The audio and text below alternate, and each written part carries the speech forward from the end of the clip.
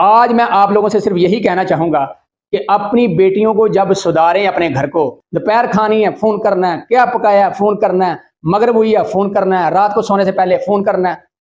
इन बातों से क्या होगा? आपकी बेटी को भी टेंशन, आपको भी टेंशन।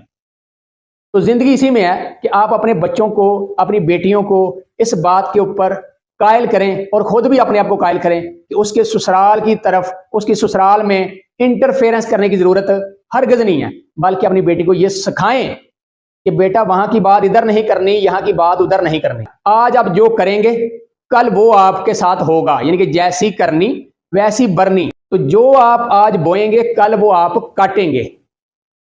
तो इसलिए जरूरत इस बात की है कि आज अगर आपने किसी के बेटों को उनकी वालदा से जुदा किया तो ठीक 20 से 25 साल के बाद आपके बेटों को आपकी बहुएं आपसे जुदा कर देंगी।